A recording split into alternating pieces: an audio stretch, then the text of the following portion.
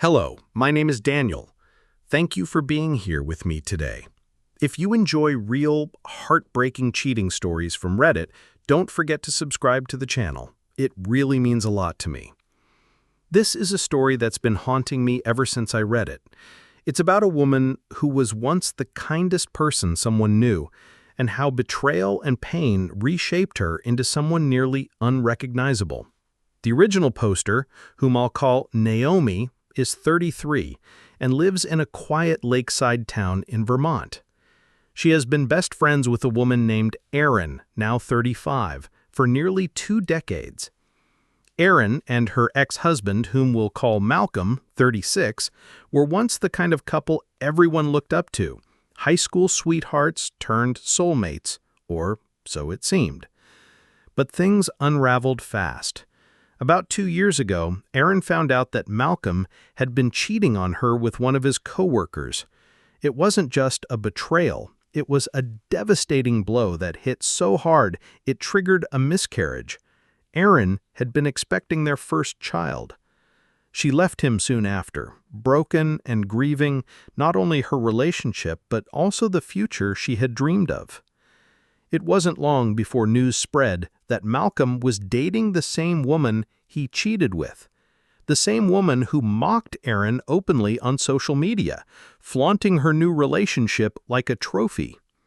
The cruelty wasn't just in the betrayal, but in how public and shameless it became. Time passed. Somehow, Erin began speaking to Malcolm again. Maybe it was longing. Maybe it was a need for closure. She told him she missed him. Malcolm responded quickly, ending things with the coworker. But just as he thought there was a path back to Erin, she told him that she couldn't forgive him after all. She walked away, again. Malcolm ran back to the same woman. This time, the woman demanded something more: marriage. Perhaps it was insecurity, or maybe pride. Whatever the reason, they tied the knot last August.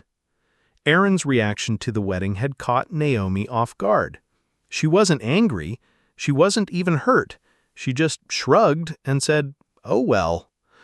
Naomi had never seen Erin so indifferent, and for a while she thought maybe Erin had finally found peace. She hadn't. Erin had been quietly speaking to Malcolm again behind the scenes. Not because she wanted to get back with him, not really.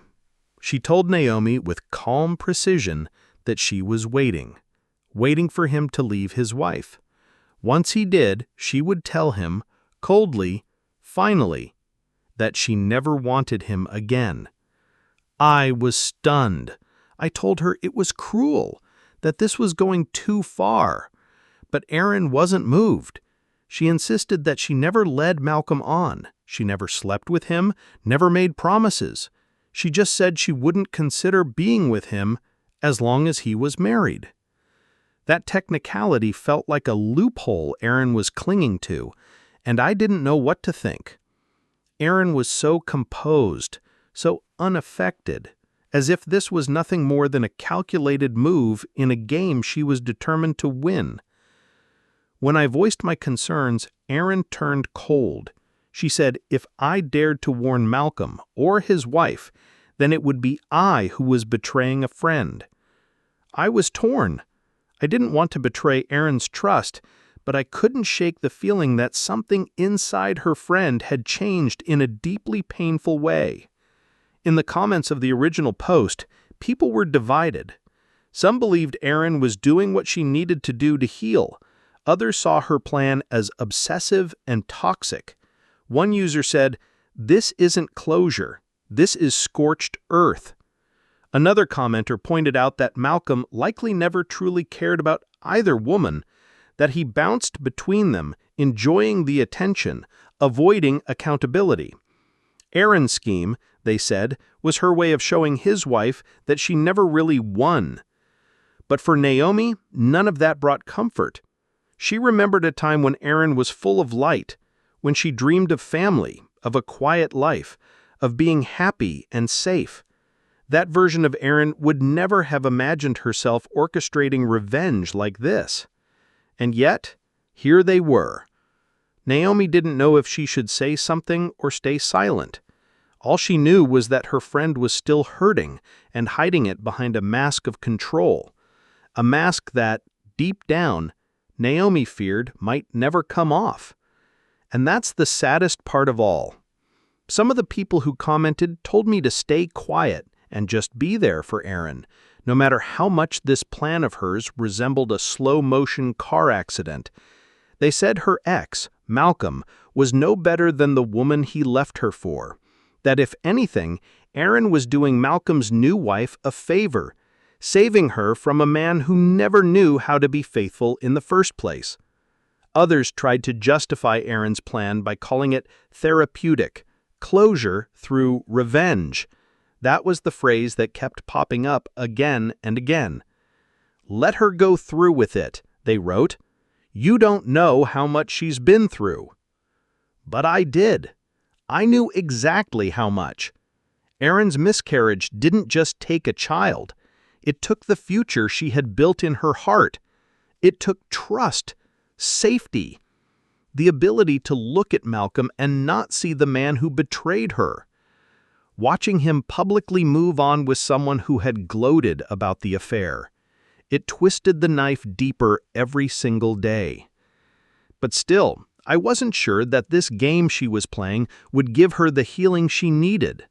It felt like pouring salt into her own wounds.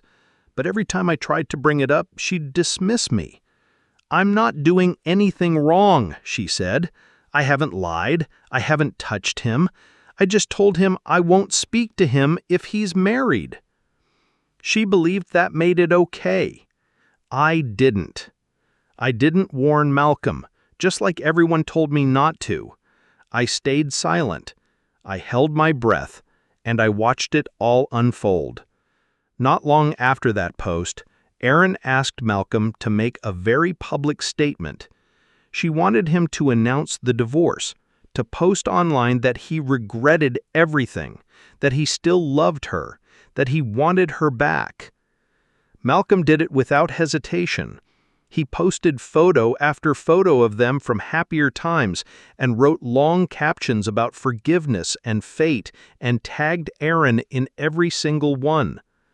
He began sending her flowers every morning, bouquets she never opened, boxes of expensive gifts stacked unopened in her hallway. She told him she couldn't trust him yet, that as long as he was still married, she couldn't take him seriously. There was always the risk, she said, that he would flip back to the other woman like he had done before. So, he finalized the divorce, and the moment it was done, the very minute he called her to share the news, she ghosted him. No replies, no returned calls, no thank you for the flowers, just silence. I met up with her yesterday. She was smiling, truly smiling, in a way I hadn't seen in years. She looked lighter, freer, like a weight had finally been lifted. I didn't understand it. She said this was the first time she had felt genuinely happy since the day she lost her baby. It crushed me. I love Erin. She's been like a sister to me for most of my life, and I don't want her to lose herself, but I don't recognize her anymore. I asked her, "Is this it? You're really done now?" She nodded. "I'm ready to move on," she said. I asked what she would do if Malcolm and the coworker got back together. She shrugged, almost with amusement. "I hope they do. Let them try to build something on top of this mess. That memory of what he did, of what I did, will always be there. I wouldn't wish that on anyone." Then she boxed up all the unopened gifts and returned them. No note, no explanation, just sent them back like they meant nothing. I should feel relieved, but all I feel is this terrible, empty sadness. These were two people who once loved each other more than anything, the kind of love that makes you believe in forever. I watched them dance together at their wedding. I heard the way he used to talk about her like she was the only person on earth. And now? Now she's smiling because she destroyed him, and he let her. Erin used to be the kindest soul I knew. Now, she feels like a stranger." Comments poured in, and many of them hit like cold truths Naomi hadn't wanted to face. One person wrote, "There's a reason people hate cheaters so much. The damage they leave behind is permanent. It scars more than just the relationship. It scars the soul." Another broke down the story in painful bullet points. "Let me get this straight. 1. He cheats with a coworker. 2. It causes your friend to miscarry. 3. He begs her back only to be denied. 4. He marries the woman he cheated with just to stop her from leaving. 5. He still tries to win your friend back. 6. Your friend makes him divorce his wife, then walks away. Now she's at peace? You know why? Because she showed that woman he was never really hers, that no matter what, he'd always go back to Erin." That one stayed with me. It hurt, because deep down I knew it was true. Erin's revenge had nothing to do with wanting Malcolm back. It was about taking back control after he'd stolen so much from her. After the grief of losing a child, after watching her future unravel in real time, she'd finally made a choice that gave her power again. But still, it didn't feel like healing. It felt like she had won a battle only to be left standing in a field of ash. Another comment cut even deeper. They loved each other so much once. Love wasn't the problem. Love wasn't enough. He betrayed her in the cruelest way possible, and she never got to grieve that properly because the world moved on while she was still bleeding. And that's what it was, wasn't it? The world didn't stop for Erin. When Malcolm got engaged to the woman who once laughed at Erin's pain, people told her to move on. When they married, they said, "Well, that's life." But for Erin, life stopped the day she found out. Someone else wrote that the woman, Malcolm's now ex-wife, had been gloating on social media for years, sharing smug captions, passive-aggressive digs, tagging Malcolm in every milestone. And in a twist that felt like it belonged in a movie, Erin had made Malcolm copy the woman's exact phrasing when he announced he was leaving her, word for word, every last caption. And when those posts went live, the woman deleted all her accounts. Out of shame? Out of fear? Out of humiliation? No one really knew, but she vanished, and Erin's silence was louder than any clapback ever could be. There were still people who questioned it. Some said Erin had gone too far, that revenge wasn't the way to find peace, that she was still broken even if she looked whole. But others saw it differently. One person wrote, "He broke vows, a child died, a life died, a future died. You think it's just about him cheating? You think this is just some petty spat?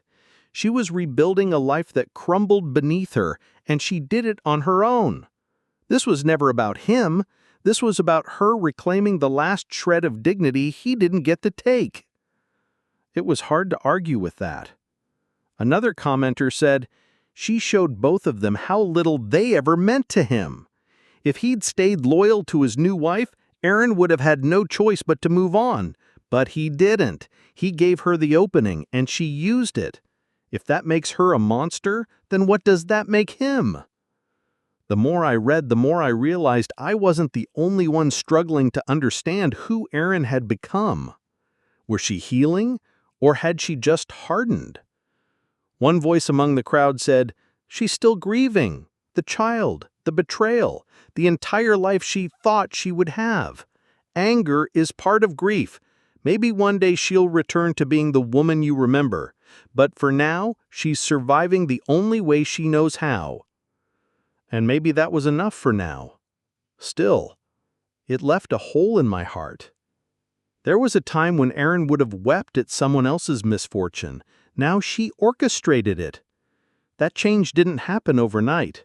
It was carved into her by grief, blow by blow. Someone else admitted, "Maybe I'm a bad person, but I think what she did was kind of brilliant."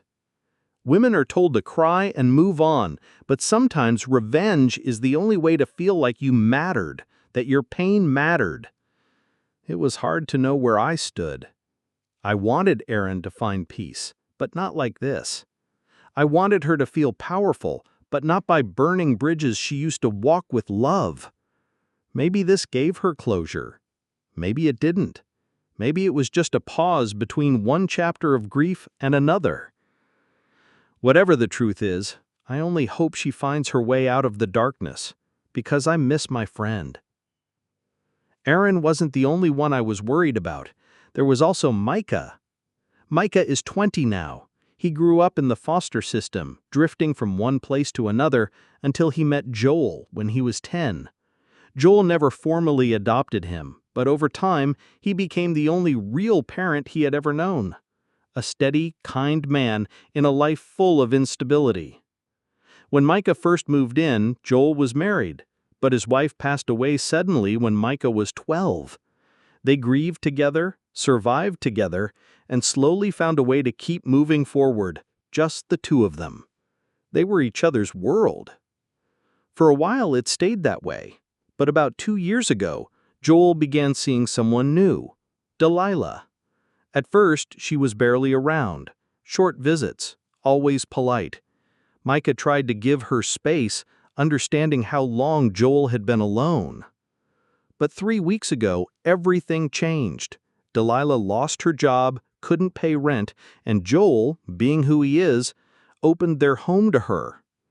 It seemed like the right thing to do, compassionate, temporary, but almost immediately, something felt off. Whenever Joel wasn't home, Delilah acted like Micah didn't exist. She wouldn't look at him when he spoke. She ignored his questions.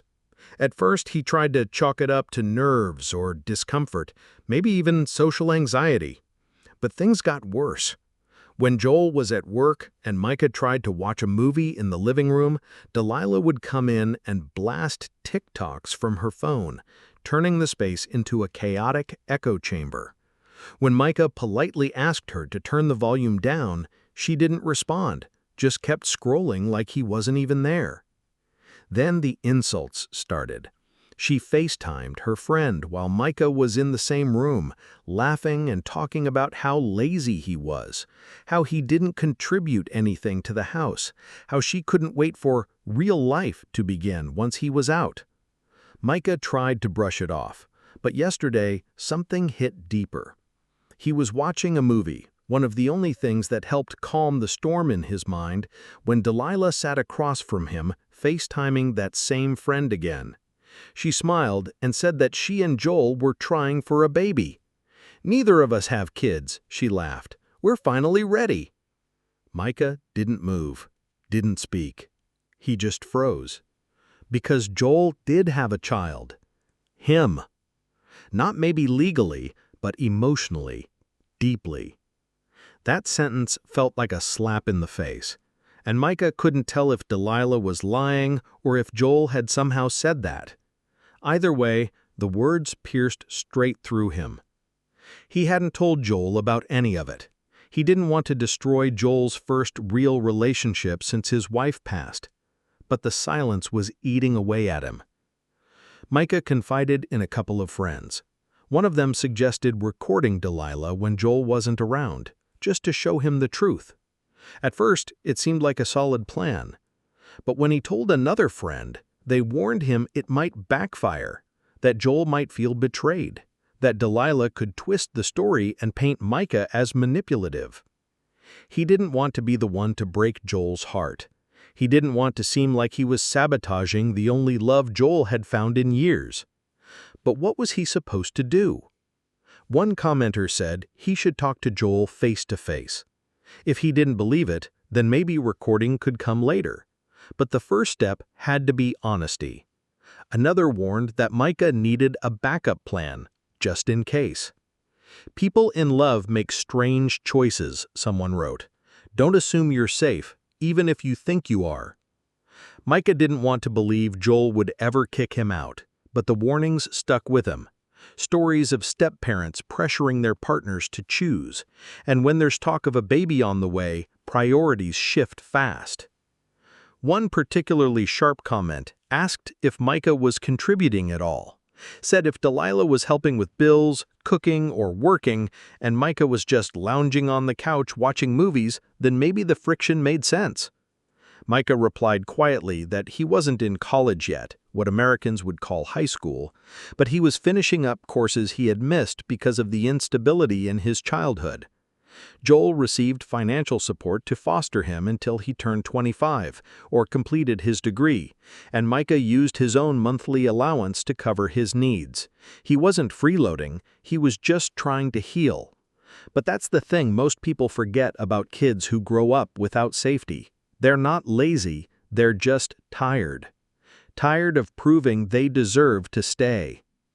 Some people online told Micah it was time to fly the nest, that he was 20 now, technically an adult, and needed to build his own life. But someone replied with words that stuck with me. This young man didn't have a stable home until he was 10.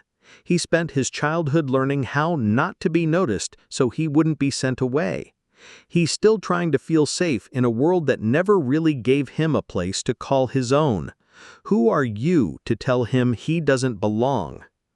Micah saw the comment and didn't say much, but I knew it mattered to him. He had decided to take the brave route, to speak with Joel directly instead of secretly recording Delilah. When Joel got home from work, Micah asked if they could talk in his room. Joel looked confused but followed him in. Micah made sure Joel knew right away this wasn't about trying to ruin anything. He said, "I'm not against you and Delilah. I need to tell you something." He told Joel about how Delilah ignored him, about the way she played loud videos while he was watching TV, and about how she gossiped to her friends while he was sitting right there. And then he told Joel the worst part, that Delilah had said that she and Joel were trying for a baby and that neither of them had children. Joel's expression changed the moment those words left his mouth. The hurt in his eyes was unmistakable. He didn't get angry. He didn't brush it off. Instead, he called Delilah into the room and asked her directly, "Did you say that?" Delilah denied it, immediately. Her voice was smooth, but her hands trembled slightly. Joel wasn't convinced. He reminded her, calmly but firmly, that this was Micah's home too, that she was a guest, and being a guest meant showing respect to the people who lived there. The conversation grew tense. Delilah's apologies were cold and stiff, words pushed out through clenched teeth. Micah nodded and said he accepted, even though it didn't feel like much of an apology at all. Joel turned to Micah and asked, "Are you okay with her staying?" Micah hesitated, then nodded. He said, "I just wanted you to know what was happening. I'm not trying to ruin anything." Delilah left that night to stay with a friend. The silence in the house afterwards was heavier than usual. Joel tried to lighten the mood. They had kebabs for dinner, but the tension sat between them like fog. Joel went to bed early. Micah sat alone on the couch, wondering if he'd done the right thing. He didn't want to come between Joel and someone he cared about. But what else was he supposed to do? Just let himself be erased again? For about a month after that, things seemed better. Delilah and Joel got back together. She moved back in, and, for a while, she was almost nice. She greeted Micah in the mornings. She didn't blast her phone. She even asked once if he wanted anything from the store. But Micah never trusted it. It felt rehearsed, too careful. She didn't like him. She was just pretending. Then, less than a week after returning, Delilah announced that she was pregnant. That's when everything fell apart. She pulled Joel aside and gave him an ultimatum. Either Micah moved out or she would leave and make it impossible for Joel to be involved in the baby's life. Micah didn't hear the whole conversation, but he saw Joel's face afterwards, pale and torn. Joel came to Micah's room that night and told him what had happened. He didn't sugarcoat it. Delilah wanted Micah gone. But Joel made one thing clear. "You're my son. That's not changing." He told Delilah that if she couldn't live in the house with Micah, then she would have to leave. Again. And she did. That should have been the end, but it wasn't. Delilah started messaging Joel, saying she couldn't afford to be pregnant on her own, that she was scared, that she might need to terminate the pregnancy if he didn't help her. Joel, being who he is, kind, selfless, forgiving, offered to support her financially. He told Micah he didn't want to be heartless, he wanted to make sure she was safe. Micah tried not to say anything, but in his gut, something didn't feel right. Delilah wasn't scared. She was scheming. And she wasn't done yet. Delilah kept telling Joel she couldn't afford to be pregnant, that she might have to terminate the pregnancy if she didn't get help. Joel, being the man he is, didn't hesitate. He offered to pay her rent, send her money, anything to make sure she felt safe, even after all she had done. But she wasn't telling the truth. One evening, Micah borrowed Joel's iPad to check his college email. He didn't mean to snoop, but Delilah's iMessage was still logged in, and what he saw changed everything. There, in a string of messages to one of her friends, Delilah confessed it all. She wasn't pregnant, never had been. The entire thing was a lie, carefully crafted to keep Joel emotionally hooked and financially tied to her. She even wrote that she planned to drag it out for months, make Joel suffer, and pretend to get an abortion just to devastate him. She ended the message with a twisted laugh, saying she'd make his life miserable for kicking her out. Micah felt like he couldn't breathe. He took a screen recording of everything, names, numbers, timestamps, because some part of him knew she'd tried to deny it. When he showed it to Joel, the man just sat there in silence. Then his face crumbled. Not with anger, just heartbreak. Joel stopped sending money immediately, but he hasn't decided what to do next. Part of him wants to report her to the police. Fraud, manipulation, emotional abuse, there's enough reason. But another part of him just wants peace. "I don't want anything more from her," Joel said. "I just want to be done." Micah has never seen him this broken. And as much as he knows he did the right thing, the guilt still lingers. Because when you care about someone, watching them unravel hurts just as much. What happened to Joel isn't as rare as it should be. Manipulative people, whether partners, friends, or family, often rely on guilt, fear, and lies to control others. One of the hardest lessons is understanding that kindness doesn't protect you from cruelty. If you're in a relationship where you're constantly second-guessing someone's words or actions, where guilt is used as currency, or where you're made to feel responsible for someone else's emotional well-being, that's not love. That's emotional manipulation. Here are a few actionable reminders from Joel and Micah's story. Document patterns. If someone is behaving in a way that feels wrong, trust your gut. Keep a record if you feel unsafe or uncertain. It can protect you later. Don't delay hard conversations. Micah's choice to speak directly to Joel changed everything. Silence, though often comfortable, allows manipulation to thrive. Support doesn't mean sacrifice. You can care deeply for someone without letting them drain you. You are allowed to draw the line, even if it hurts. Seek outside perspective. Sometimes it takes a trusted friend, therapist, or even an online community to help you see what's really going on. In the end, healing isn't about revenge. It's about reclaiming your peace. If someone robs you of that, you don't owe them another chance. You owe yourself the freedom to walk away.